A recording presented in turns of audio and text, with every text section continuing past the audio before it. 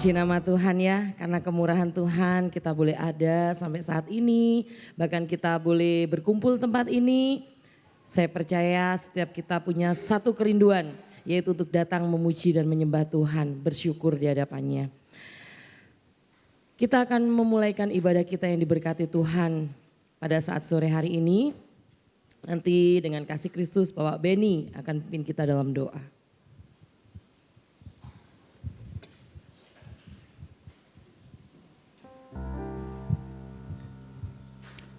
Bapa di dalam sorga, Bapa yang kami sembah di dalam nama Tuhan kami Yesus Tuhan. Kami bersyukur dan berterima kasih buat kasih setiamu, buat kemurahanmu, buat penyertaanmu sepanjang hari ini Tuhan. Kalau ingat pada saat sore ini kami boleh ada bersama-sama untuk memuji mempermuliakan nama Tuhan. Ini satu ungkapan syukur kami kepada Bapa oleh karena kasih setiamu. Terima kasih Roh Kudus, terima kasih. Kami menyerahkan semua acara pada saat malam hari sore ini Tuhan. Dari permulaan hingga akhirnya semuanya kami serahkan semua ke dalam tangan Tuhan. Tuhan urapi setiap kami semua yang ada Tuhan. Juga yang akan puji-pujian, yang firman-Mu juga Tuhan urapi kami semua. Agar boleh benar-benar kami boleh mendengar hadirat Tuhan. Boleh merasakan sukacita daripada Tuhan. Terima kasih Roh Kudus, terima kasih. Kami sebentar siap untuk memuji dan mempermuliakan nama Tuhan. Hanya di dalam satu nama Tuhan kami Yesus Kristus. Haleluya. Amin. Amin, puji nama Tuhan. Kita boleh ada sampai saat ini, kita harus menyadari bahwa semua karena kemurahan Tuhan. Karena kebaikan Tuhan, karena berkat Tuhan dalam kehidupan setiap kita. Bahkan di hari ini kita sama-sama memperingati penyalipan Tuhan ya. Karya Tuhan yang terbesar dalam kehidupan setiap kita pribadi lepas pribadi. Karena kasih-Nya yang besar kita diselamatkan. Karena kasih-Nya yang besar kita diampuni. Kayak itu mari kita mau berikan yang terbaik sebagai tanda ucapan syukur terima kasih kita di hadapan Tuhan. Mari kita nyanyikan satu lagu puji. Kau hiasi kehidupanku Tuhan dengan segala kemurahan-Mu.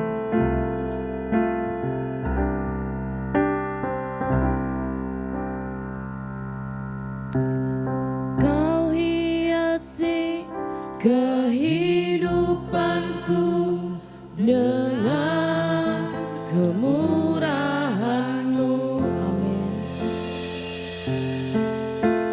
Kau rancangkan masa depanku penuh dengan harapan.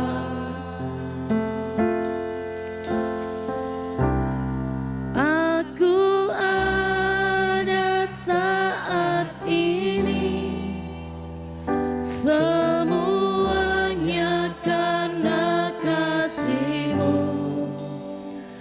Aku hidup hari ini semua berkat kemurahan-Mu. Terima kasih Yesus, Engkau sangat baik, teramat baik bagiku. Terima kasih Tuhan, Engkau sungguh baik dalam kehidupan setiap kami. Haleluya. Kau hiasi kehidupanku dengan kemurahan-Mu.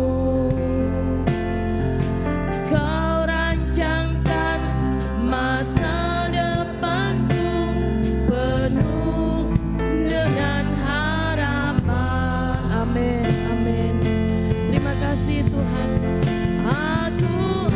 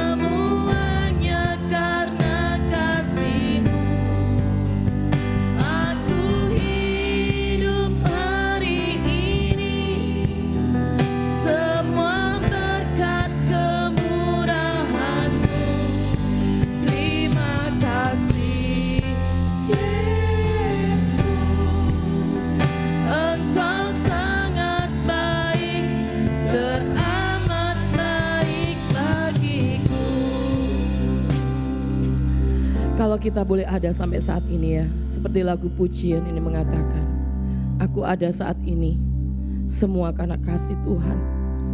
Aku hidup hari ini, semua berkat kemurahan Tuhan. Dan ada rencana Tuhan yang indah, ada rancangan Tuhan yang mulia, yang akan Tuhan genapi dalam kehidupan setiap kita. Saya mengundang setiap kita bangkit berdiri. Kita nyanyikan lagu pujian ini, kita menyanyikan dari kedalaman hati kita. Terima kasih buat hari ini Tuhan. Aku ada semua karena Tuhan. Aku hidup, aku masih bisa bernafas. Aku masih bisa menikmati semua yang baik. Itu semua karena kebaikan Tuhan. Karena segala anugerah Tuhan. Terlebih lagi karya keselamatan yang Tuhan kerjakan dalam kehidupan kita.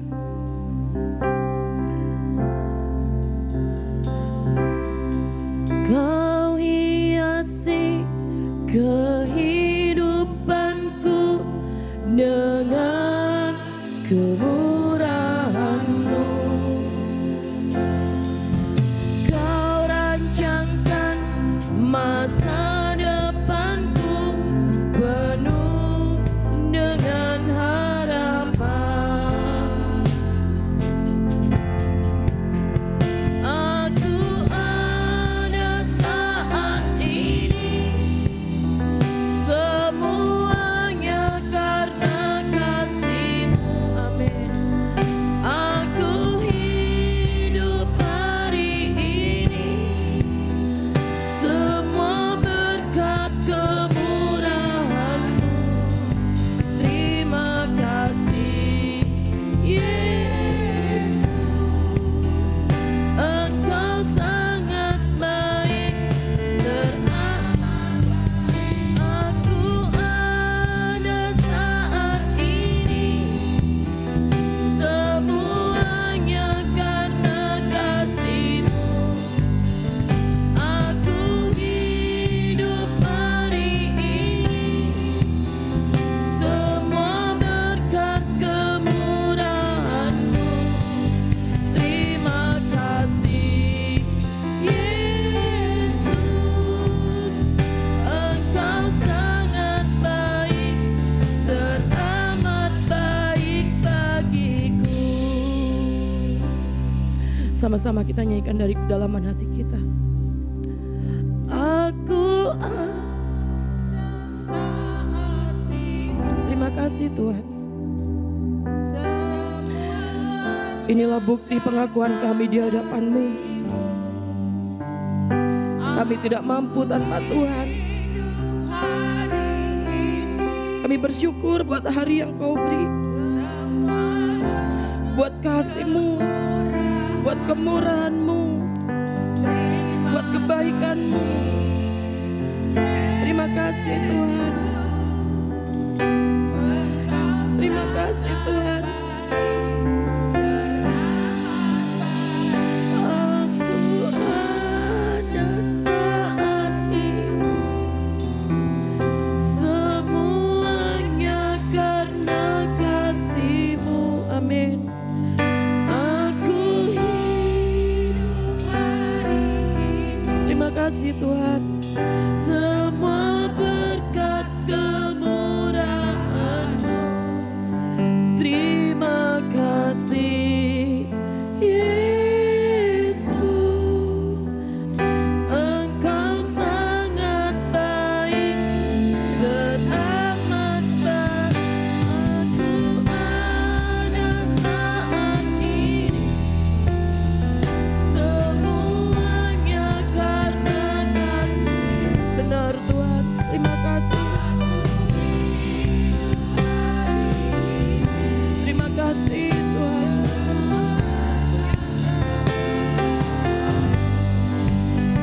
Terima kasih Yesus, Engkau sangat baik, teramat baik bagiku. Yesus,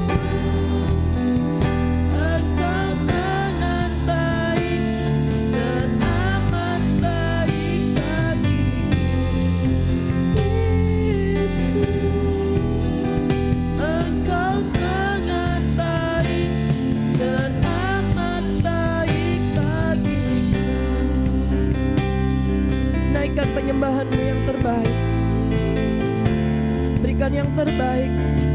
Karena kasih Tuhan sudah mengalir dalam kehidupan kita. Kasih Tuhan sudah dicurahkan dalam setiap kehidupan kita. Anugerahnya memulihkan setiap keadaan kita. Anugerahnya memuliakan kita. Terima kasih Tuhan. Haleluya. Terima kasih buat kasih-Mu Tuhan. Kami bersyukur. Kami bersyukur. Terima kasih Yesus. Engkau baik. Engkau baik Tuhan. Semuanya karena kemurahan-Mu Tuhan. Kami ada hari ini semua karena Tuhan. Dan biarlah semuanya untuk kemuliaan nama-Mu. Kami hanya rindu memuji Engkau. Kami hanya rindu menyenangkan hati-Mu Tuhan. Ya Rakatas. Terima kasih. Terima kasih. Terima kasih buat waktu ini Tuhan. Buat kesempatan pikiranlah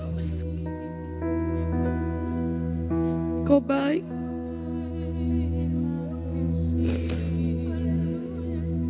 Terima kasih. Terima kasih Tuhan. Terima kasih.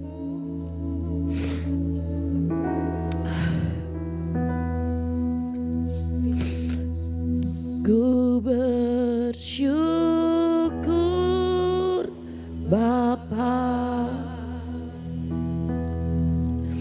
Ku bersyukur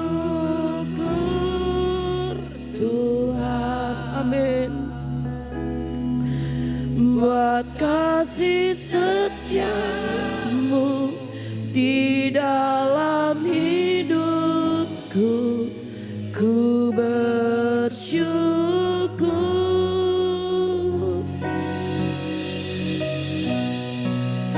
Ku bersyukur Bapa. Ku bersyukur Tuhan. Buat kasih setia-Mu di dalam hidupku. Ku bersyukur Tuhan.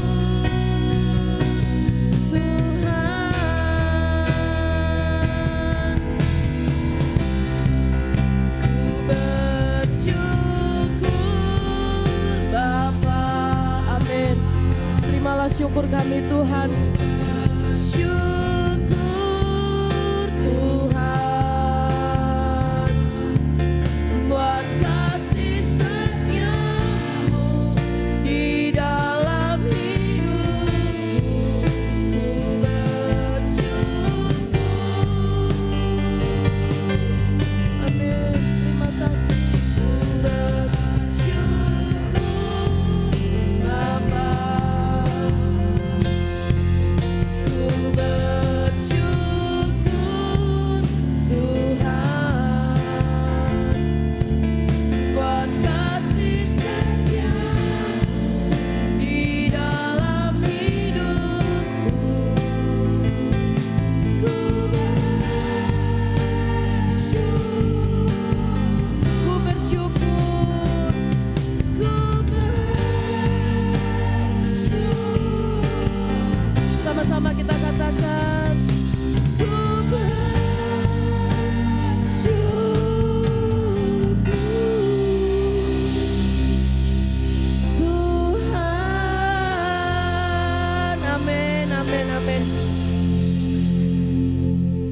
pujian hormat syukur hanya bagi Tuhan.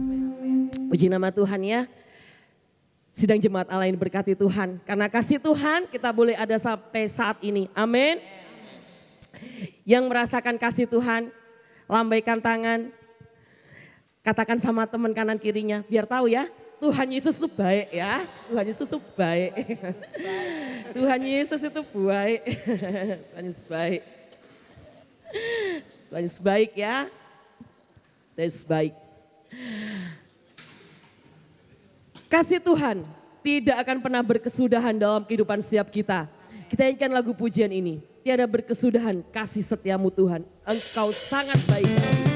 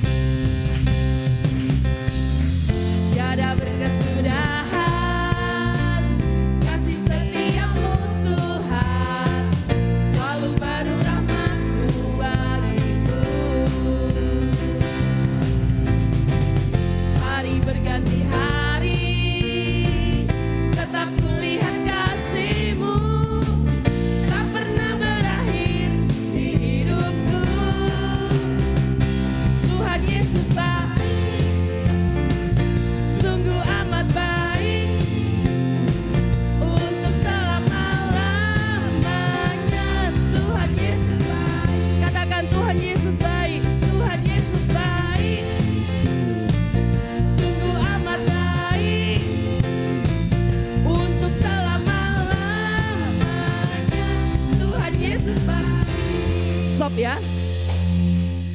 Ketika kita mengatakan sesuatu yang baik, sesuatu yang nikmat ya mungkin ya, kita pasti pakai jempol ya. Kita katakan Tuhan Yesus baik. Saya rindu ya setiap kita menyanyi itu pakai ekspresi ya. Kalau memang baik, katakan baik ya. Tunjukkan sama temennya, Tuhan Yesus loh baik gini ya. Kasih jempolnya ya supaya temennya tahu dan supaya kita pun juga tahu, kita dikasih tahu juga sama teman kita ya. Tuhan Yesus tuh baik gini ya. Angkat jempolnya yang terbaik ya, kasih sama Tuhan. Yuk kita nyanyi lagu pujian ini ya. Tiada berkesudahan, tunjuk ya. Tidak akan terbatas kasih Tuhan dalam hidup kita.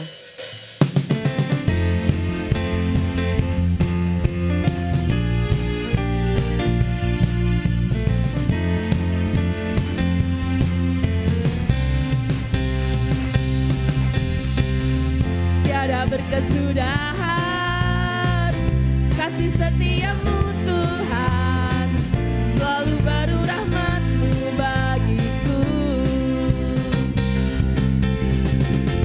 Hari berganti hari, tetap kulihat kasih-Mu, tak pernah berakhir di hidupku. Yuk sama-sama, Tuhan Yesus baik.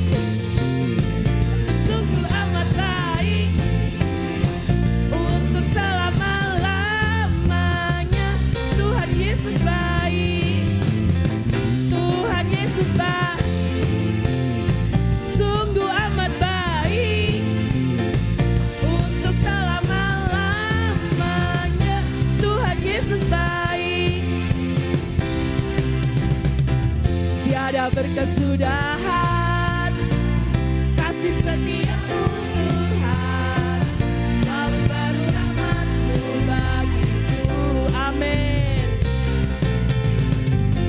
Hari berganti hari, tetap kulihat kasih-Mu, tak pernah berakhir di hidupku. Tuhan Yesus baik, sungguh amat baik.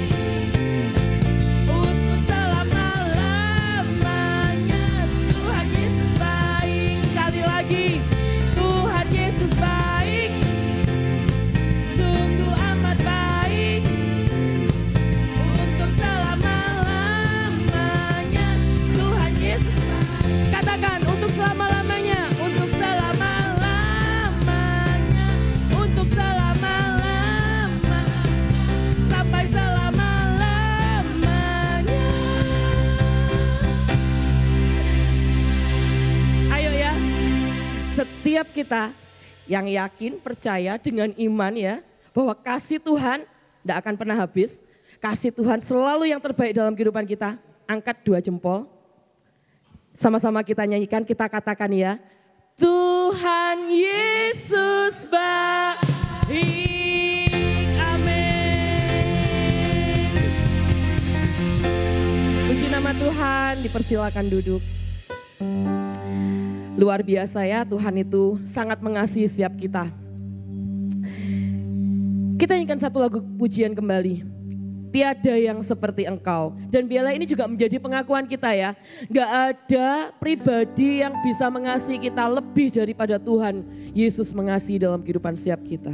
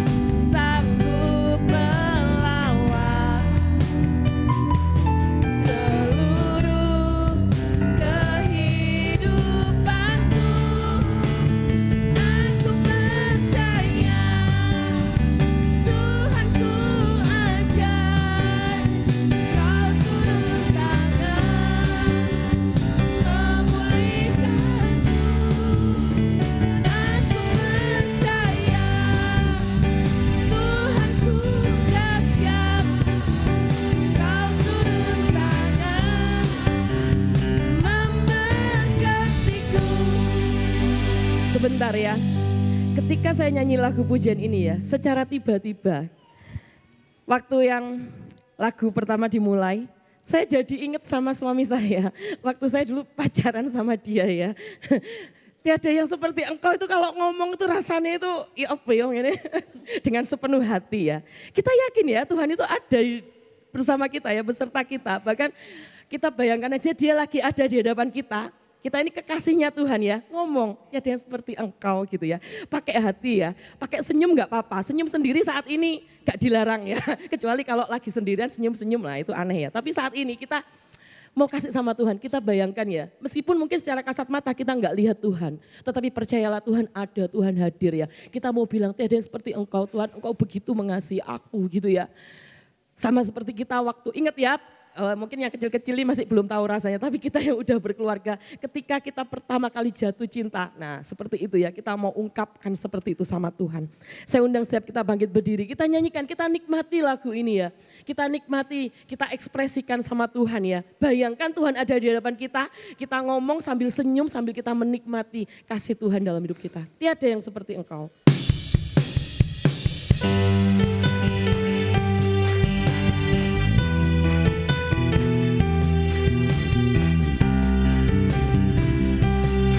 Goyang boleh.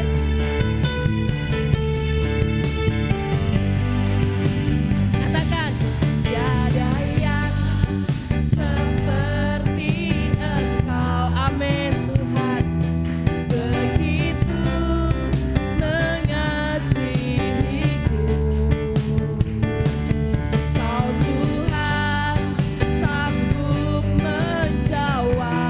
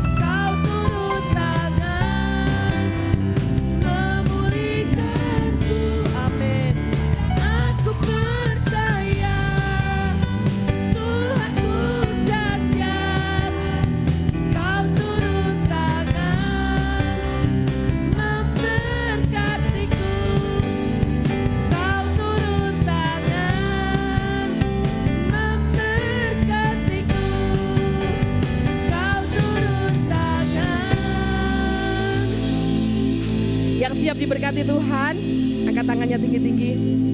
Sama-sama kita katakan, memberkatiku. Amin, amin. Segala kemuliaan bagi Tuhan. Dipersilakan duduk kembali. Saya mengundang setiap kita bangkit berdiri, kita akan siapkan hati kita untuk kita mau dengar firman Tuhan. Saya rindu kita menyanyikan satu lagu pujian ya, bahwa hidup kita ini punya nilai di hadapan Tuhan ya. Kayak itu Tuhan mau mati buat kita, itu karena kita berharga di hadapan Tuhan. Salibmu membuka mataku, betapa berharga nilai hidupku.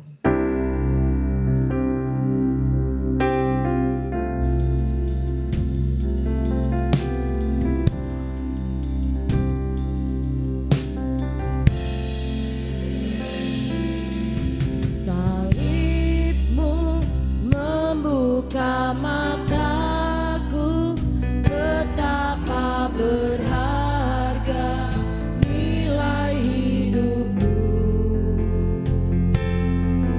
Menanggung semua dosaku, berikan hidupmu, menggantikan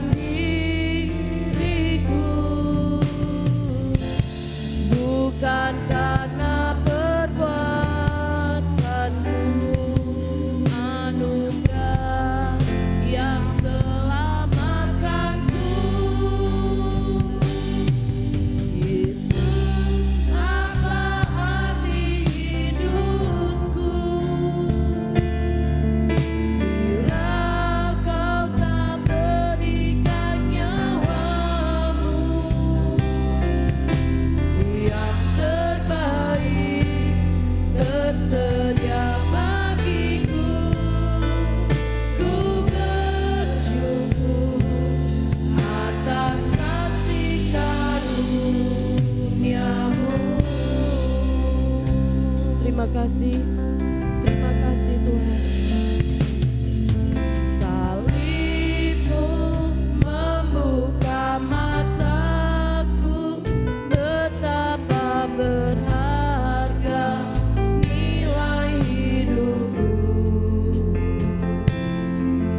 Menanggung semua dosaku, berikan hidupmu,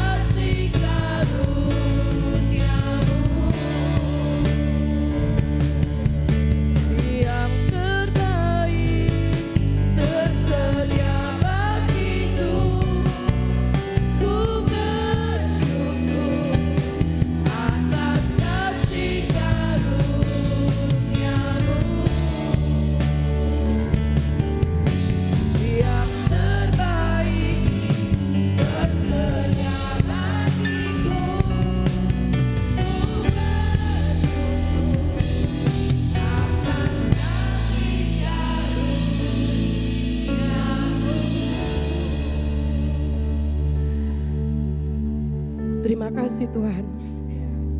Semua hanya karena anugerah-Mu dalam kehidupan kami. Kami sadar sebagai manusia banyak kekurangan kami Tuhan. Banyak kesalahan dan dosa kami. Tetapi karena besarnya kasih-Mu dalam kehidupan setiap kami, Engkau tidak pernah memandang masa lalu kami Tuhan. Tapi kasih-Mu yang mengampuni setiap kesalahan kami. Kasih-Mu yang membalikkan keadaan kami Tuhan. Kami dibenarkan, kami dikuduskan, kami dilayakkan, kami diangkat menjadi anak-Mu. Kami bersyukur, kami berterima kasih Bapa. Kami yang hina, tapi Engkau mengangkat kami sehingga kami menjadi berharga Tuhan. Kami bersyukur, kami berterima kasih. Inilah pujian kami, inilah rasa syukur kami, inilah penyembahan kami Tuhan. Biarlah yang terbaik yang kami bawa di hadapan-Mu, dan biarlah itu yang menyenangkan hati-Mu Tuhan. Karena hanya dengan ini Tuhan, kami bisa Tuhan bersyukur, kami bisa Tuhan menyenangkan hati-Mu. Dan biarlah segala kemuliaan itu hanya bagi Engkau Tuhan. Terima kasih, kami percaya Kau memberkati setiap kami. Engkau memulihkan keadaan setiap kami. Dan lewat kebenaran firman-Mu sebentar Tuhan, kami percaya kami semakin diteguhkan oleh Tuhan. Kami semakin Tuhan memiliki pengenalan pribadi akan Tuhan. Kami semakin Tuhan mengerti akan besarnya kasih-Mu dalam kehidupan kami. Dan biarlah Roh-Mu itu yang menuntun kami Tuhan, agar kami tetap berada di dalam segala jalan-Mu. Terima kasih, urapi hamba-Mu Tuhan. Urapi hamba-Mu. Biarlah Tuhan Kau pakai kehidupannya Tuhan, lewat hidupnya. Isi hati-Mu boleh tersampaikan dalam kehidupan setiap kami. Dan kepada setiap kami, berikan kami telinga Tuhan seorang murid dan hati sebagai hamba. Agar kami mau tunduk akan kebenaran firman-Mu. Kami mau belajar mengikuti pimpinan-Mu dalam kehidupan kami. Terima kasih Tuhan. Kami bersyukur, kami naikkan doa kami dan kami siap dengar firman-Mu. Dalam satu nama Tuhan kami Yesus Kristus. Haleluya. Amin. Saya ingin menyapa Bapak Ibu Saudara semua. Shalom. Coba sapa kanan kirinya dengan sapaan yang sama. Shalom. Sambil senyum dong. Shalom. Puji Tuhan. Sukacita tersendiri bagi saya ya. Ada bersama dengan Bapak Ibu Saudara. Terutama di hari kematian Tuhan Yesus yang kita peringati hari ini. Dan rangkaian Paskah sampai kepada kebangkitannya. Senang sekali karena saya ada di tempat ini sebenarnya dalam rangka hadir di acara pemakaman Bapak Gembala waktu itu. Tapi ternyata ketika saya di sini, dan inilah kata jemaat beberapa maksudnya. Kalau saya datang, ada aja yang pulang ke rumah Bapa di sorga. Dan minggu ini saya sekalian pamit, hari Senin malam kemungkinan saya akan balik ke Medan. Tapi sepanjang minggu ini ada 2 yang kembali. Hari Minggu nanti saya sore ada pelayanan di Kasian. Makanya kemungkinan tidak bertemu lagi dengan Bapak Ibu Saudara. Jadi sekalian di kesempatan ini saya pamit karena kemarin ada beberapa jemaat yang bilang, Om waktu pulang kemarin, Om ini kayak hilang gitu. Mikir masih ketemu ternyata sudah enggak ada. Ah ini sekalian dah. Tuhan memberkati jemaat Tuhan di tempat ini semua, amin. Sore ini kita belajar dari 2 Korintus pasal 5. 2 Korintus pasal 5, satu ayat kita baca bersama, ayat 21. Sekarang ini secara nasional, Indonesia sudah menetapkan bahwa Jumat Agung itu menjadi libur nasional, makanya dijadikan merah. Lalu diubah namanya, kalau dahulu kematian Isa Al-Masih. Tapi sekarang diganti menjadi kematian Yesus Kristus. Dan menurut bahasa Indonesia sebenarnya itulah yang benar. Dan menurut Alkitab pun itulah yang benar. Sehingga sekarang dirubah. Makanya kalau Bapak Ibu Saudara lihat di kalender, sekarang itu libur Jumat Agung itu disebut libur kematian Yesus Kristus. 2 Korintus pasal 5 ayat 21. Mari kita baca bersama ayat ini dalam hitungan yang ketiga. 2 Korintus pasal 5 ayat 21. 1, 2, 3.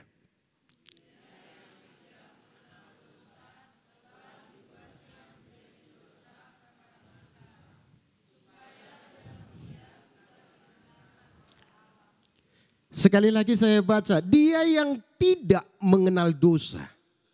Yesus yang tidak mengenal dosa.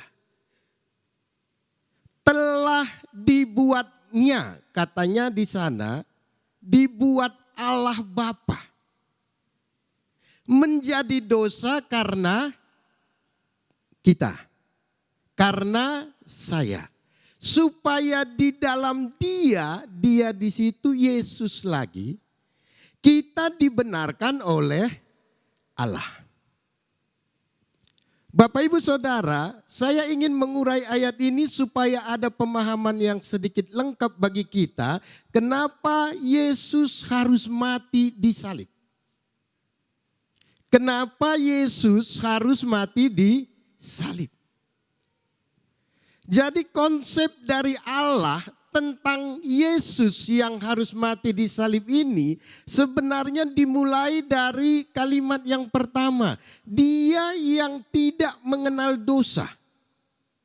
Dia yang tidak punya pengetahuan sama sekali tentang dosa, yang tidak dapat diikat oleh dosa, yang tidak tahu tentang dosa, bahkan dia mengatasi dosa. Sehingga seharusnya dalam dua unsur Yesus Kristus secara ilahi dan secara kemanusiaannya tidak mungkin berbuat dosa. Dosa tidak dapat menyentuh dia sama sekali. Makanya beberapa kali Yesus berani menantang orang Farisi, orang Saduki, ahli Taurat. Di manakah engkau mendapati aku berbuat dosa? Karena statusnya dia tidak mengenal dosa. Dan seharusnya dalam kekekalan Yesus sebelum dia menjadi manusia, dia adalah firman. Firman yang menentang dosa. Firman yang kontra terhadap dosa. Itu sebabnya dia tidak mungkin berdosa. Ini dalam kekekalan. Tapi dalam rencana Bapa ini yang Bapa lakukan. Karena dia tahu bahwa ciptaannya akan berdosa. Bapak Ibu Saudara bisa lihat di Efesus pasal 1. Atau coba kita lihat dah. Di Efesus pasal 1.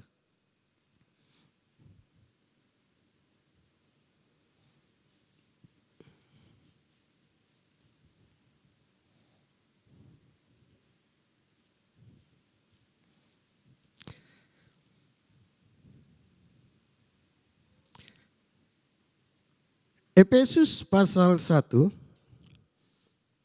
ayat yang keempat.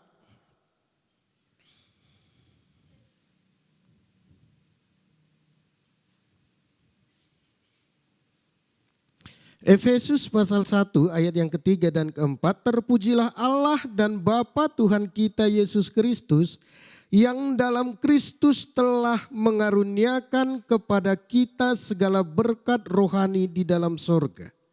Sebab di dalam Dia Allah telah memilih kita sebelum dunia dijadikan supaya kita kudus dan tak bercacat di hadapannya.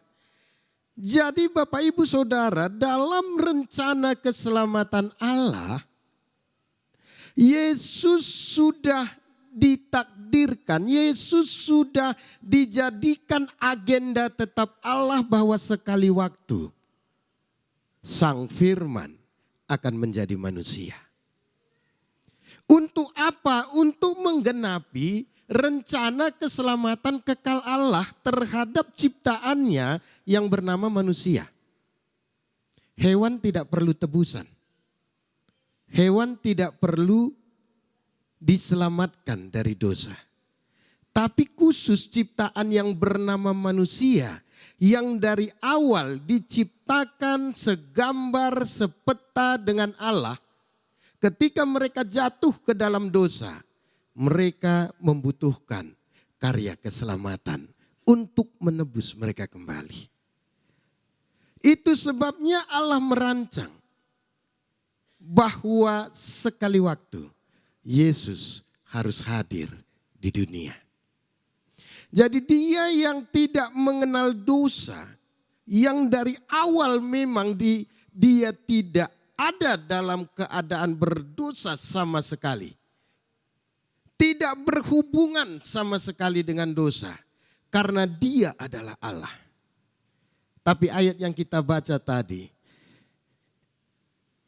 Galatia 2 Korintus pasal 5 ayat 21 tadi. Dia yang tidak mengenal dosa telah dibuatnya menjadi dosa karena kita.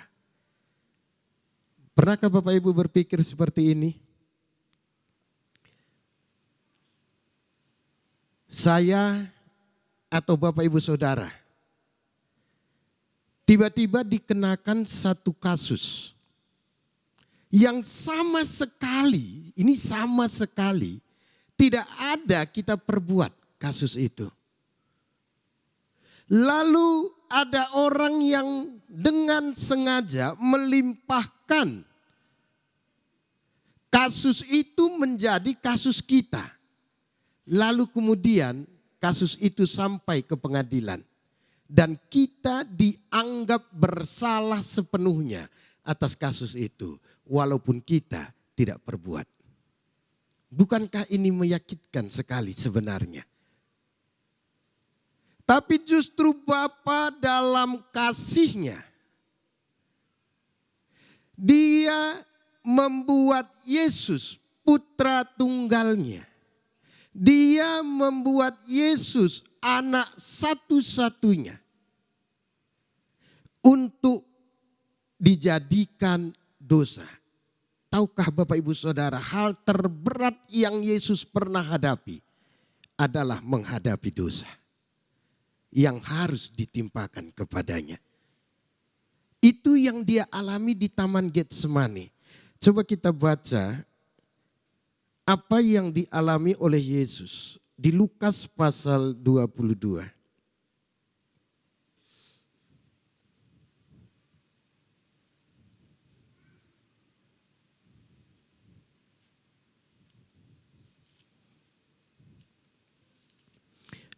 Lukas pasal 22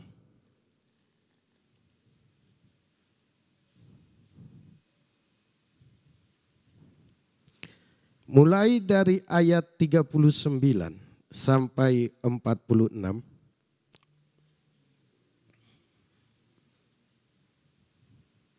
Lukas pasal 22 ayat 39 sampai 46. Lalu pergilah Yesus keluar kota dan sebagaimana biasa ia menuju Bukit Zaitun. Murid-muridnya juga mengikuti Dia. Setelah tiba di tempat itu, Ia berkata kepada mereka, berdoalah supaya kamu jangan jatuh ke dalam pencobaan. Kemudian ia menjauhkan diri dari mereka, kira-kira sepelempar batu jaraknya. Lalu ia berlutut dan berdoa katanya, "Ya Bapakku, jikalau engkau mau, ambillah cawan ini daripadaku. Tetapi bukanlah kehendakku, melainkan kehendak-Mu lah yang terjadi." Maka seorang malaikat dari langit menampakkan diri kepadanya untuk memberi kekuatan kepadanya. Ia sangat ketakutan dan makin bersungguh-sungguh berdoa.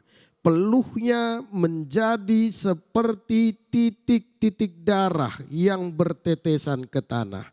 Lalu ia bangkit dari doanya dan kembali kepada murid-muridnya. Tetapi ia mendapati mereka sedang tidur karena duka cita.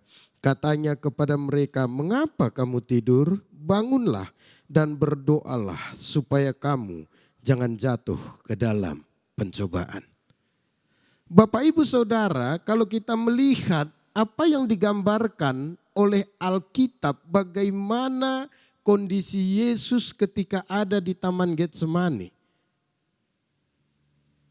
Keyakinan saya inilah yang terberat yang pernah dialami oleh Yesus. Ketika Bapa memperhadapkan cawan dosa dan cawan murka Allah itu dalam satu cawan di hadapannya. Itu yang dikatakan oleh Yesus tadi ketika dia berkata, "Ya Bapakku, jikalau engkau mau, ambil saja cawan ini daripadaku." Jadi sebenarnya ini yang ingin saya sampaikan kepada Bapak Ibu Saudara kita yang berkumpul sore ini. Bukan kita yang menghadapkan dosa kita kepada Yesus pada waktu Yesus di Taman Getsemani. Tapi Bapa sendiri yang menghadapkan dosa kita di hadapan Yesus. Konsekuensinya apa? Kalau dia minum itu maka ada keterpisahan sementara antara Yesus dengan Bapa di sorga. Karena dosa. Itulah sebabnya di atas salib dalam eksekusi Yesus. Dia sekali berkata, "Eli, Eli, lama sabachthani." "Allahku, Allahku, Bapakku, Bapakku, mengapa engkau meninggalkan aku?"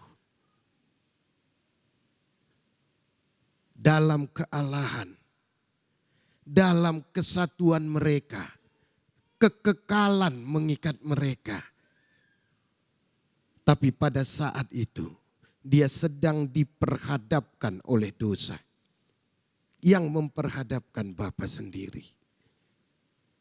Itu sebabnya Paulus berkata, dia yang tidak mengenal dosa dijadikannya dosa karena kita. Coba kita pikirkan secara mendalam ini. Yesus yang seharusnya tidak melalui seluruh proses ini. Mulai dari dia lahir ada dalam ancaman pembunuhan oleh Raja Herodes. Lalu sepanjang kehidupannya bertolak belakang dengan pemimpin agama, orang Farisi, ahli Taurat. Dan selalu ada rencana untuk membunuh dia. Tapi tidak pernah berhasil. Sampai pada titik di mana Bapa akan menaruh seluruh dosa manusia. Jadi ini pengertian yang benar Bapak Ibu Saudara. Yesus mati bukan hanya untuk orang percaya. Yesus mati untuk seluruh dunia. Itu yang dikatakan oleh Yohanes di 3 ayat 16. Karena begitu besar kasih Allah akan dunia ini. Sehingga ia mengaruniakan anaknya yang tunggal. Anak yang tunggal dikaruniakan untuk seluruh dunia. Siapa saja mereka, agama apa saja mereka, apa saja sukunya, rasnya, keyakinannya. Yesus mati untuk mereka juga. Amin. Tapi ada kalimat selanjutnya. Supaya setiap yang percaya kepadanya tidak binasa, melainkan beroleh hidup yang kekal. Jadi kematian Kristus sebenarnya diberikan untuk seluruh dunia, tapi ada tapinya. Hanya yang percaya dan menerima Dia, dosanya ditanggung di atas kayu salib itu. Dan berbahagialah karena kita sekarang yang ada di saat sore ini, kita adalah bagian orang percaya itu. Amin. Jadi kasih Allah itu bagi seluruh dunia. Itu sebabnya Bapa sebenarnya tidak memandang siapa, yang hanya Dia pandang bahwa kita adalah manusia ciptaannya yang harus ditebus.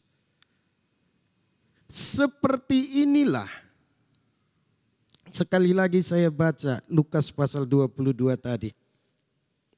Ya Bapakku, jikalau engkau mau, ambillah cawan ini daripadaku. Tapi bukanlah kehendakku, melainkan kehendak-Mu yang terjadi. Ayat 44, ia sangat ketakutan dan makin bersungguh-sungguh berdoa. Peluhnya menjadi seperti titik-titik darah yang bertetesan ke tanah. Cawan dosa, cawan murka Allah ada dalam satu tempat, diperhadapkan di hadapan Yesus. Dan inilah yang paling tidak bisa bersentuhan dengan Yesus. Kenapa? Karena Dia adalah benar. Karena Dia adalah kudus. Karena Dia adalah Allah. Sama sekali tidak bisa. Tapi itulah yang diperhadapkan kepada Dia. Makanya ayat 44 dikatakan, ia sangat ketakutan. Takut dengan apa yang akan terjadi walaupun hanya sedetik. Kira-kira gitu. Keterpisahan karena dosa. Sebenarnya Bapak Ibu Saudara, dosa ini membuat keterpisahan kita dengan Allah. Dan itu yang sedang dipergumulkan oleh Yesus. Sehingga Dia sangat ketakutan. Alkitab berkata, saking stresnya, kira-kira gitu. Frustrasinya.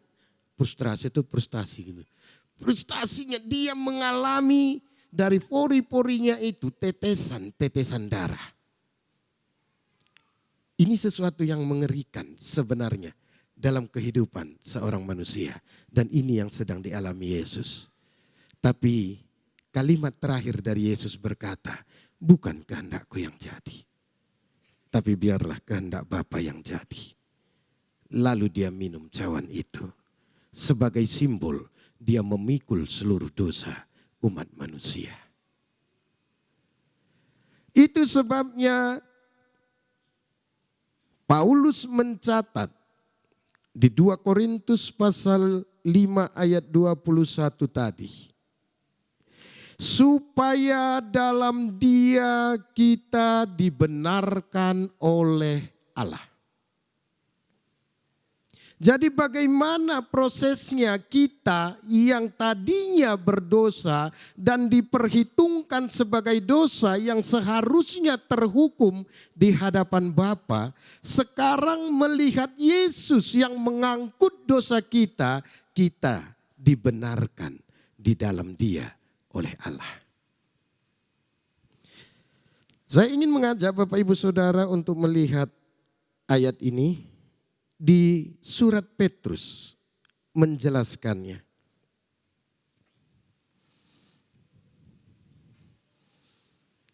Satu Petrus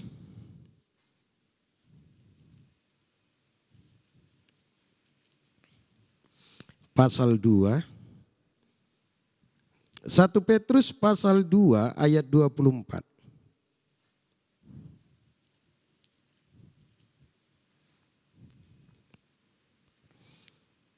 1 Petrus pasal 2 ayat 24.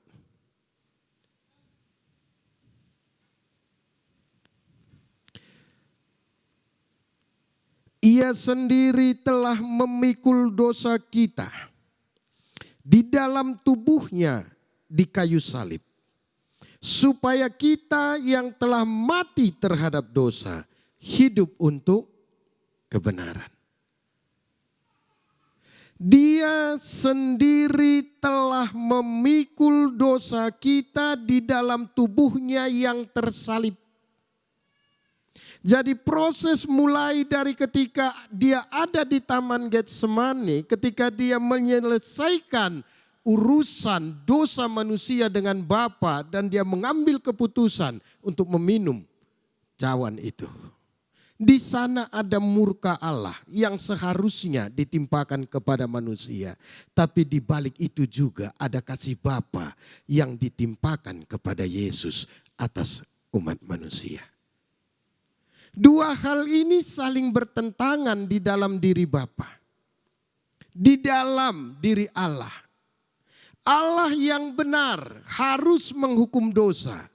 Allah yang kasih harus menyelamatkan manusia yang berdosa. Itulah sebabnya mengantarai itu, memediasi supaya ketemu antara kebenaran Allah dengan kasihnya terhadap manusia. Maka harus ada di tengah-tengahnya. Itulah Yesus yang tersalib. Karena Yesus menanggung setiap dosa kita di tubuhnya di kayu salib, maka kita dibenarkan hidup dalam kebenaran di hadapan Bapa. Lalu pasal 1 ayat 18. 1 Petrus pasal 1 ayat 18 supaya lebih lengkap. Ayat 18, ayat 19. Sebab kamu tahu bahwa kamu telah ditebus dari cara hidupmu yang sia-sia yang kamu warisi dari nenek moyangmu.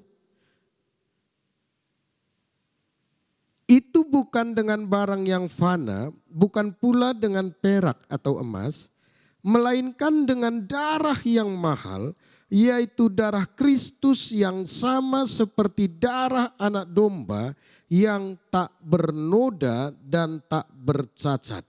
Ia telah dipilih sebelum dunia dijadikan, tetapi karena kamu, ia baru menyatakan dirinya pada zaman akhir.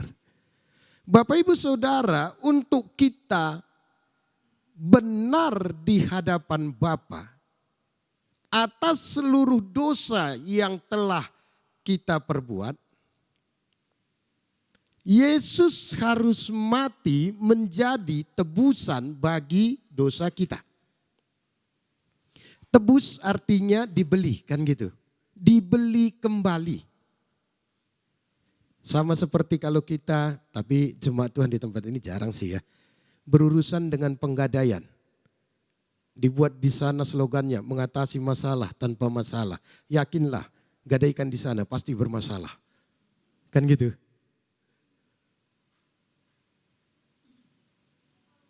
Seandainya kita gadaikan satu sepeda motor yang harganya 15 juta, kita butuh 5 juta, lalu kita gadaikan sepeda motor itu. Lalu kemudian dengan jangka waktu mungkin sebulan. Setelah itu kita mau tarik kembali karena harga motor itu jauh di atas yang kita ambil sebagai tergadainya, hanya 5 juta. Lalu kita mau berusaha untuk tebus kembali, kita akan kembalikan nominal seharga 5 juta plus persen bunga yang dibebankan kepada kita. Setelah transaksi selesai, motor kembali beserta BPKB-nya. BPKB-nya kembali, artinya secara utuh milik kita kembali. Harga yang kita belikan, yang kita bayarkan ke sana, sama dengan harga yang terutang dari sana. Untuk kita. Bapak Ibu Saudara, tahukah kita bahwa harga nyawa kita atas dosa yang terbebankan kepada kita karena mulai dari Adam, dosa itu sudah menjalar ke semua manusia, kata Alkitab, menurut kitab Matius, itu tidak ternilai oleh dunia ini. Harga dosanya. Itu sebabnya tidak ada satu nilai nominal uang, nilai perbuatan, nilai baik yang kita lakukan untuk membeli harga dosa kita di hadapan Bapa supaya kita benar. Itu kata Alkitab. Jalan satu-satunya Bapa sendiri yang memberi nilainya. Itulah yang dituliskan oleh 1 Petrus pasal 1 ayat 18-19. Sekali lagi saya baca. Sebab kamu tahu bahwa kamu telah ditebus dari cara hidupmu yang sia-sia, yang kamu warisi dari nenek moyangmu itu, bukan dengan barang yang fana, bukan pula dengan perak atau emas, melainkan dengan darah yang mahal, yaitu darah Kristus, yang sama seperti darah anak domba, yang tak bernoda dan tak bercacat. Tahukah Bapak Ibu Saudara berapa harga darah Yesus? Itu setara dengan Allah. Karena dia adalah Allah. Bukankah Yohanes 1 ayat 1 berkata, pada mulanya adalah firman. Firman itu bersama-sama dengan Allah dan firman itu adalah Allah. Ayat 14, dan firman menjadi manusia, diam di tengah-tengah kita yang bernama Yesus Kristus. Jadi harga tebusan itu seharga dengan harganya Yesus. Itu sebabnya di hadapan Bapa kita dibenarkan bukan sembarang dibenarkan. Tapi harga kita ini di hadapan Bapa sama dengan harga tebusan yang dibayarkan oleh Yesus. Amin. Itu sebabnya Bapak Ibu Saudara layak masuk surga. Amin. Karena yang dilihat oleh Bapa sekarang dalam hidup kita bukannya kita lagi, tetapi Yesus Kristus yang telah mati untuk kita.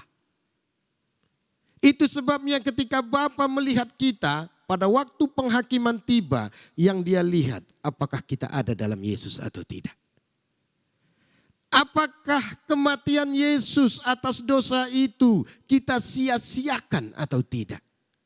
Apakah kita tetap hidup di dalam dia dan dia hidup di dalam kita? Itulah yang menjadi ukuran kekekalan kita nantinya. Makanya kita ketika ditebus oleh darah Yesus, kita menjadi orang-orang yang mulia di hadapan Bapa. Amin. Harga kita seharga dengan Yesus yang menebus kita di hadapan Bapa di surga. Itu sebabnya kematian Kristus tidak pernah sia-sia. Dia mengangkat derajat kita terlalu tinggi. Bahkan iblis sekalipun tidak sanggup untuk menggagalkan itu. Makanya Yesus pastikan, saya ingin mengajak kita membaca satu ayat. Yohanes pasal 10.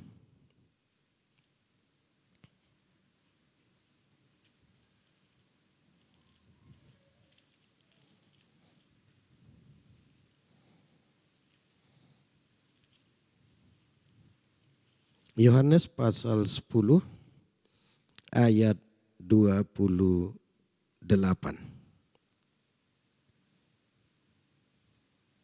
Dan 29. Atau sampai ayat 30 karena ayat 30 pendek sekali. Yohanes pasal 10 ayat 28 sampai 30. Dan aku memberikan hidup yang kekal kepada mereka. Ini Yesus yang mengatakannya. Dan aku, kata Yesus, memberikan hidup yang kekal kepada mereka.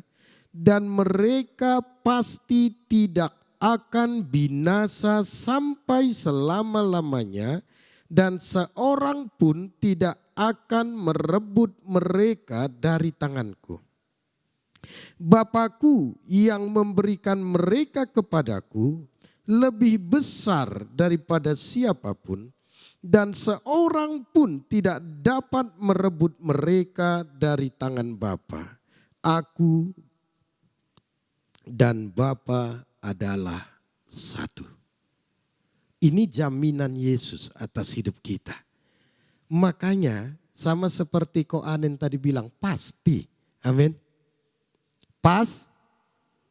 Selamat itu pas. Tapi apakah keselamatan kita tidak bisa hilang? Saya ingin pastikan, bisa.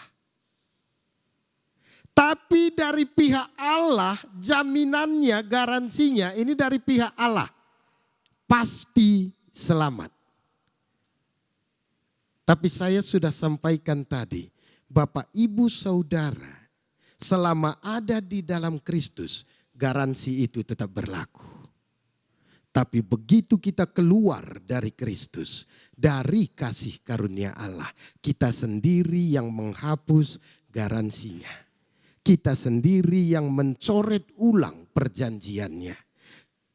Bukankah dalam perjanjian itu Yesus memeteraikannya dalam Roh Kudus bahwa kita pasti diselamatkan?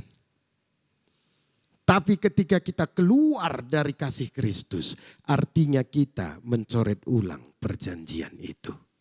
Menyalibkan kembali anak Allah, kata kitab Ibrani, yang harusnya itu tidak bisa dilakukan kembali oleh siapapun. Itu sebabnya pesan firman sore ini, di hari kita memperingati hari kematian Yesus di atas kayu salib, jangan lagi keluar dari kasih karunia Allah apapun yang kita hadapi di dunia ini. Amin. Tetaplah hidup dalam karunia yang begitu besar yang telah diberikan kepada kita. Mungkin kita mengalami sakit bahkan sampai kepada kita menghadap kembali nanti Bapa di sorga. Tidak masalah karena kasih karunia itu menjamin hidup kekal kita. Di dunia ini proses kemanusiaan kita masih berlaku. Proses kemanusiaan kita, kemanusiaan yang terkontaminasi oleh dosa. Makanya kami saja dengan saudara pendeta muda Hani beberapa hari ini drop. Bahkan sampai sekarang saya udah keringatan nih. Drop gitu ya kan. Itu proses kemanusiaan kita yang terkontaminasi oleh dosa. Tapi yakinlah Bapak Ibu Saudara, Bapa menjamin, menggaransi kehidupan kekal kita. Rohani kita lah, jiwa kita, roh kita yang dijamin oleh Allah bahwa pasti mendapatkan sorga yang mulia. Jadi ketika proses alami kemanusiaan kita mengalami masalah-masalah yang tersulit, jalanilah bersama dengan Yesus. Amin. Kalau kehidupan kekal saja dia berani beri kepada kita, apalagi hanya kemampuan mengatasi setiap masalah kita kecil di hadapannya. Saya mengalami hal yang sulit, Bapak Ibu Saudara mengalami hal yang sulit, itu normal. Karena kita di tengah-tengah dunia yang terkontaminasi oleh dosa. Tapi di atas itu semua, kalau Yesus tetap ada di dalam kita dan kita ada di dalam Yesus, pastikan diri kita, kita ada dalam koridor yang benar. Kita ada dalam jalan yang benar. Maka Yesus berkata, akulah jalan, ikutilah tetap jalan itu. Jangan menyimpang, jangan keluar. Ini pesan firman sore ini, jangan keluar dari kasih karunia. Karena begitu kita keluar, kita membatalkan kembali perjanjian Allah. Yang berjanji itu Allah, dia pasti yang menggenapinya. Tapi kita yang membatalkannya. Sore ini bagian firman atas hidup kita. Satu ayat lagi ingin saya sampaikan kepada kita di 2 Korintus tadi, tiba-tiba saya ingat kembali. 2 Korintus pasal 5.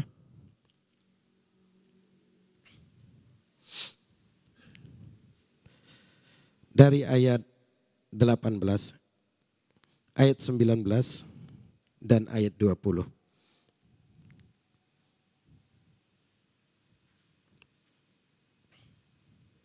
Satu Korintus 2 Korintus pasal 5 ayat 18 sampai dengan ayat 20. Dan semuanya ini dari Allah yang dengan perantaran Kristus telah mendamaikan kita dengan dirinya, yang telah mempercayakan pelayanan pendamaian itu kepada kami. Sebab Allah mendamaikan dunia dengan dirinya oleh Kristus, dengan tidak memperhitungkan pelanggaran mereka. Ia telah mempercayakan berita pendamaian itu kepada kami. Jadi kami ini adalah utusan-utusan Kristus, seakan-akan Allah menasihati kamu dengan perantaran kami. Dalam nama Kristus kami meminta kepadamu, berilah dirimu didamaikan dengan Allah. Hal terakhir yang ingin saya sampaikan, Bapak Ibu Saudara, kita sebagai gereja Tuhan, kalau Yesus Kristus sudah mati bagi dunia, kita ini menjadi utusan-utusan Kristus untuk menyampaikan berita ini. Kita ini menjadi orang-orang yang telah terselamatkan, kita harus memberitakan keselamatan kita kepada orang lain. Saya melihat gereja di tempat ini ada alih generasi yang Tuhan sudah buat. Kemarin ketika kita cerita-cerita di sini, sekarang orang tua yang paling sepuh itu Om Guan, ya kan Om? Tinggal Om Guan. Lalu generasi selanjutnya ada di bawah. Dan di bawah 50 tahun itu lebih banyak. Lalu kemudian sekolah minggu gitu. Tuhan sedang kerjakan alih generasi bagi gereja ini. Mari Bapak Ibu Saudara jemaat Tuhan di tempat ini bersatulah sebagai utusan Kristus untuk menguatkan jemaat, saling menguatkan di dalam Tuhan, dan yakinlah kita akan menjadi berkat di tengah-tengah masyarakat Bangsal Sari. Amin. Karena satu-satunya gereja yang berdiri dari dulu di tempat ini ya gereja ini.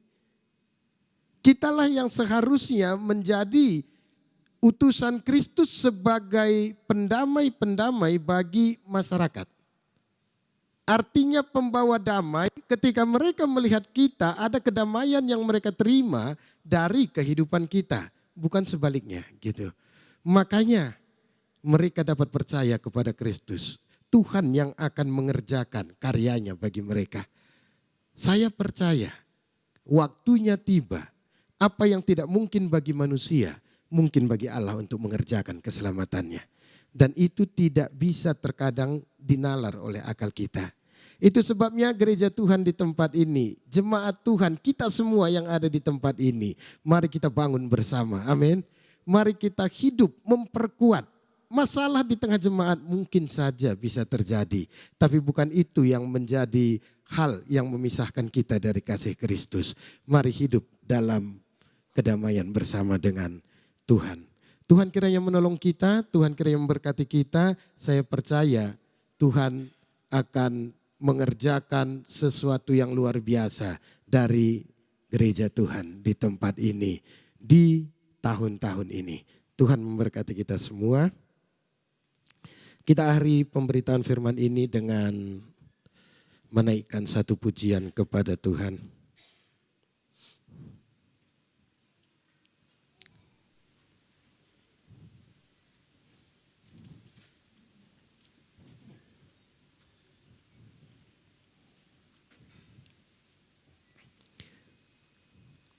Dan setelah ini kita akan masuk pada perjamuan kudus.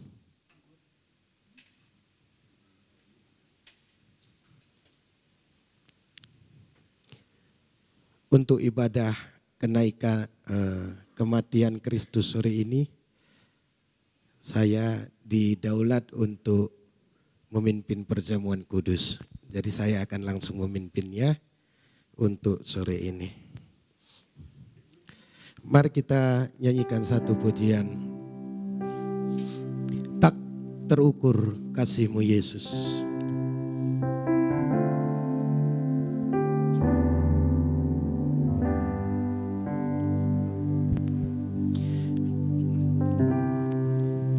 Tak terukur kasih-Mu Yesus.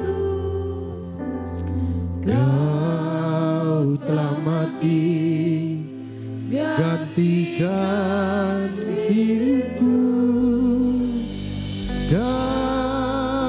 curahkan darahmu, dosaku.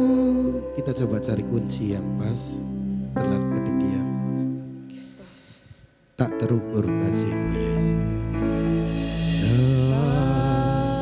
Tak terukur kasihmu Yesus. Kau telah mati, gantikan diriku. Kau curahkan darahmu untuk tebus dosaku. Tak terukur kasihmu Tuhan.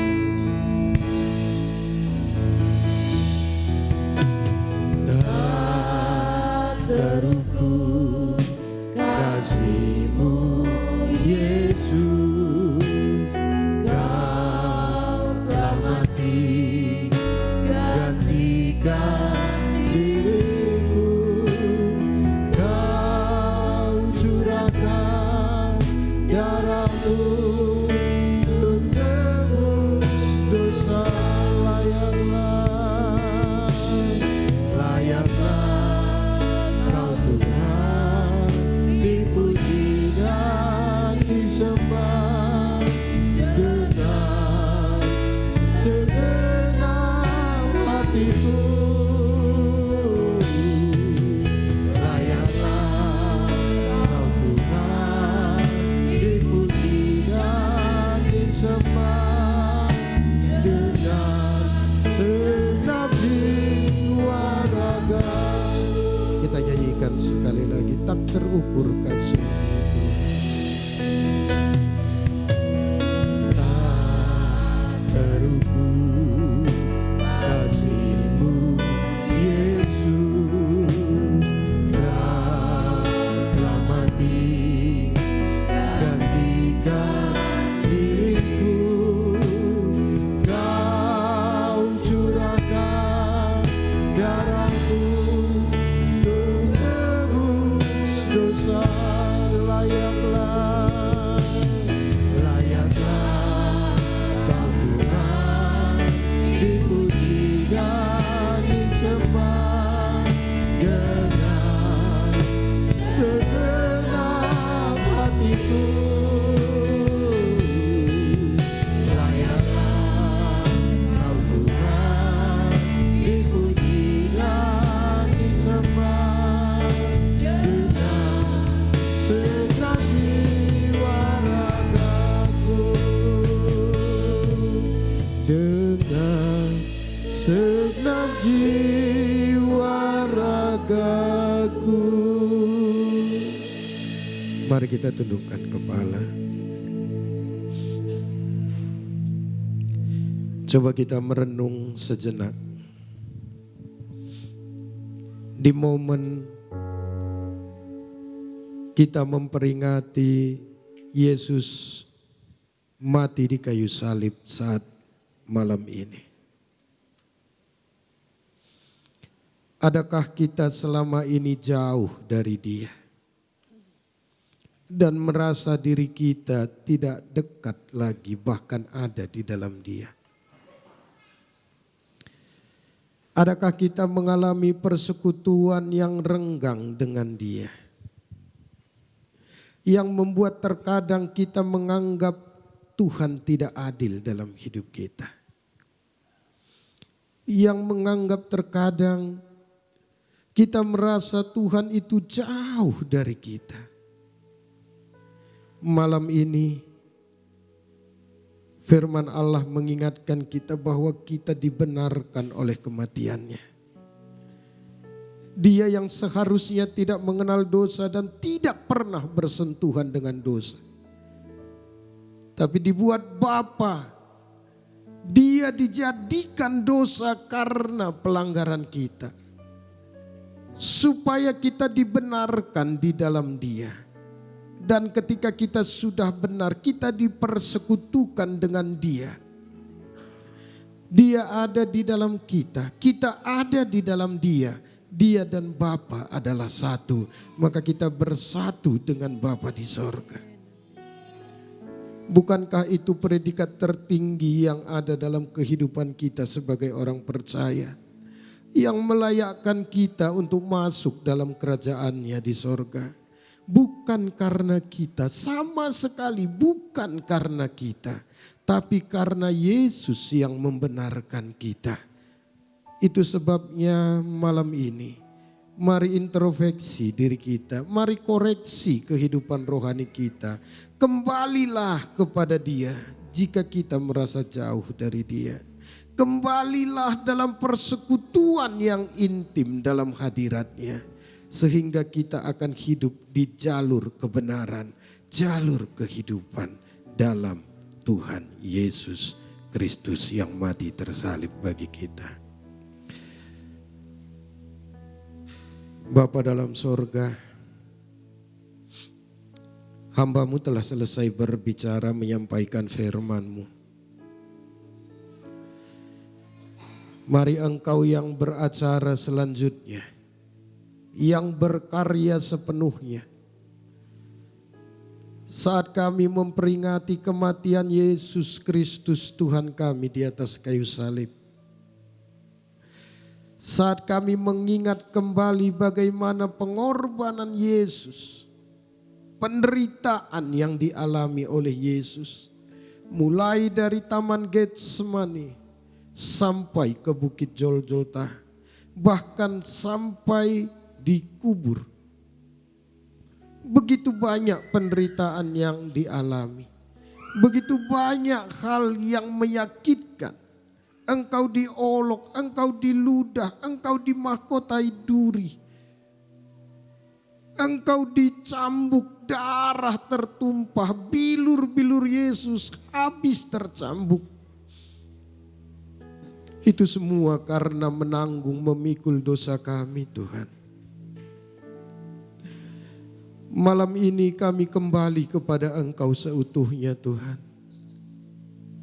Kami berserah kembali kepada Tuhan. Kami tunduk sepenuhnya kepada Engkau. Kami tidak membiarkan dosa kembali berkecamuk di dalam diri kami. Kami bertobat di hadapan-Mu ya Tuhan. Untuk kami hidup dalam kasih karunia seutuhnya. Untuk kami hidup dalam kemurahan Tuhan kembali seutuhnya. Kami berbalik kepada Engkau seutuhnya Tuhan. Mulai malam ini ada komitmen, ada janji kami di hadapan Tuhan. Inilah kami Tuhan, kami taat terhadap Engkau. Terima kasih Bapa dalam sorga.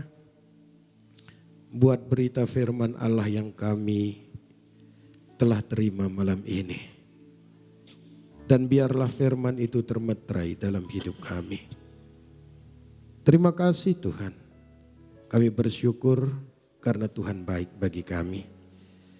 Di dalam nama Tuhan Yesus Kristus, kami sudah terima firman-Mu. Haleluya.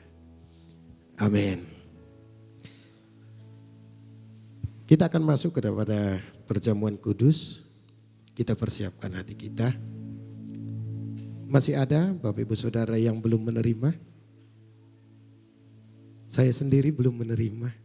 Boleh diantar satu ke depan. Kali masih ada boleh angkat tangan supaya dilayani. Ada. Ibu Ari juga.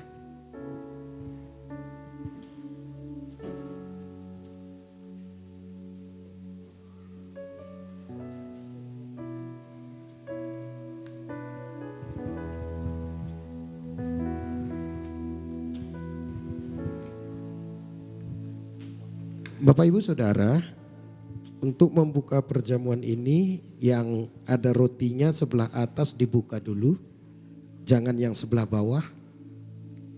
Jadi posisinya kan seperti ini, yang di atas ini yang dibuka dulu sehingga roti yang dulu ketemu. Karena dia bolak-balik plastiknya.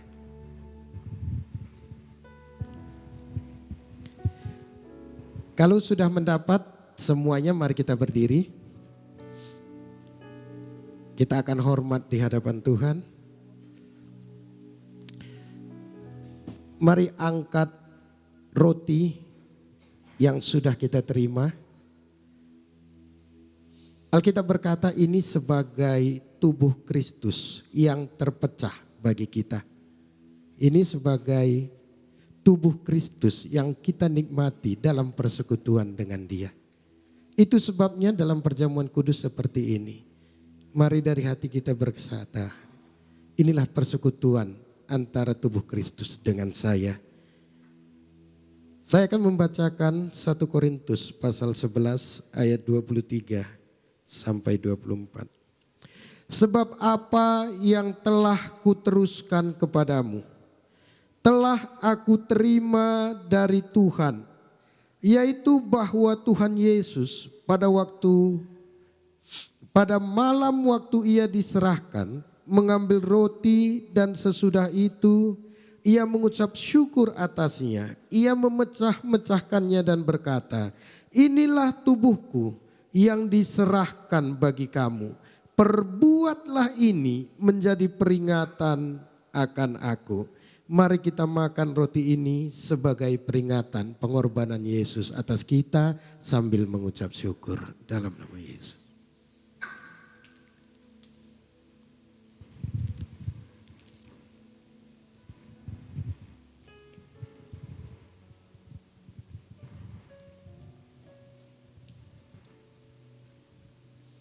Lalu Bapak Ibu Saudara bisa buka yang di sebelah bawah.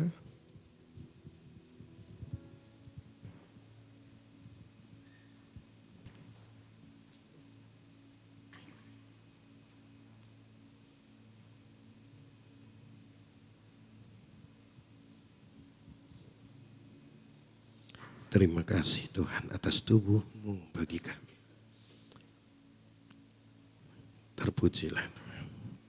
Mari kita angkat cawan yang ada di tangan kita, di tangan kanan kita melebihi kepala. Dengarkan firman Allah. Demikian juga ia mengambil cawan. Sesudah makan lalu berkata, cawan ini adalah perjanjian baru yang dimeteraikan oleh darahku.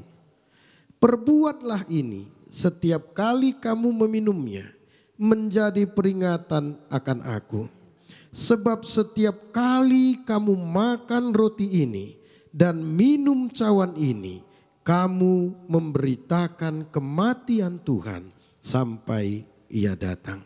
Mari kita minum anggur dalam cawan ini sebagai kesatuan dengan darah Kristus dalam nama Tuhan Yesus Kristus.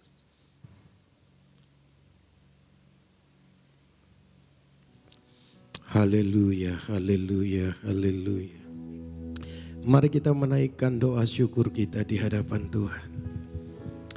Haleluya, haleluya, haleluya. Terpujilah Engkau Bapa Sorgawi yang telah memberikan anakmu Yesus Kristus bagi kami. Yang telah menyerahkan nyawanya sebagai ganti tebusan dosa kami. Yang telah mengalami dosa supaya kami dibenarkan di hadapan-Mu ya Tuhan. Kami mengingat kembali seluruh pengorbanan Kristus dalam hidup kami. Lewat perjamuan kudus yang telah kami lakukan malam ini. Biarlah kami dipersatukan kembali dengan Engkau dalam kehidupan rohani yang indah. Yang diperkenan oleh Tuhan.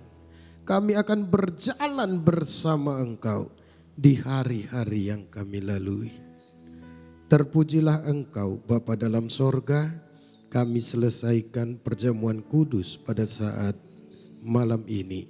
Di dalam nama Bapa, di dalam Putra dan Roh Kudus. Yaitu Tuhan Yesus Kristus. Haleluya. Amin. Silakan duduk Bapak Ibu Saudara.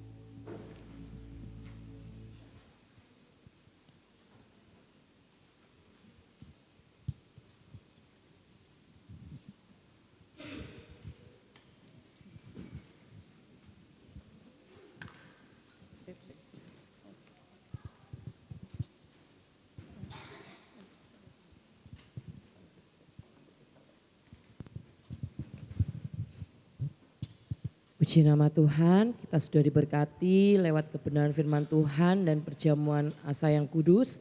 Dan sebentar kita akan memberikan korban persembahan. Untuk kali ini ya, nanti ada ekstra kolekte untuk almarhum Tante Indra ya.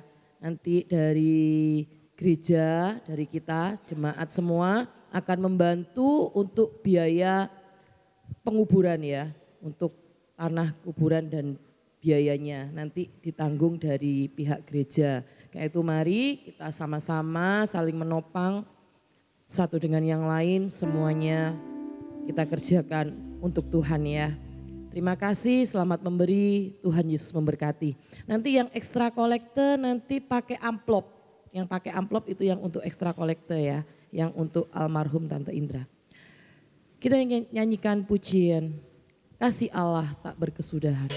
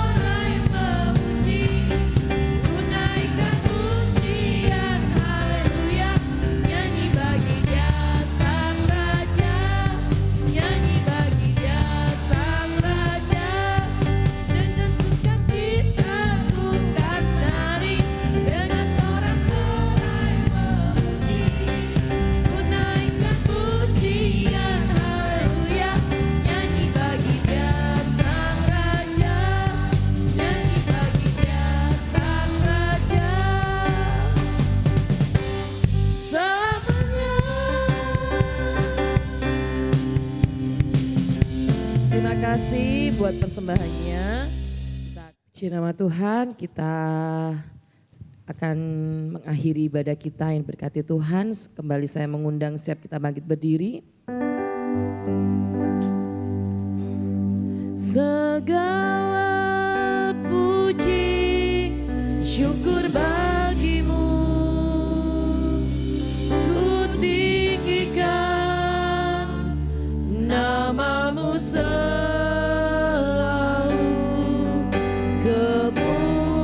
kemuliaan hanya bagimu. Terpujilah namamu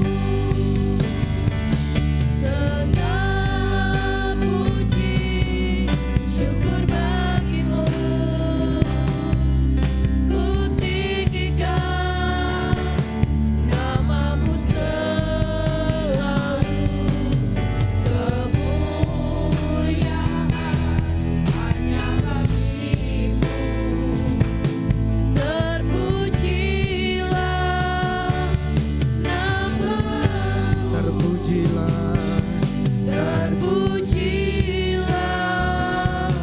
nama terpujilah, terpujilah,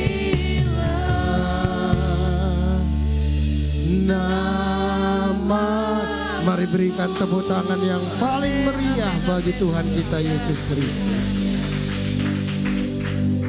Seluruh rangkaian ibadah kami malam ini telah kami lalui dan kami percaya Allah hadir di tengah-tengah kami.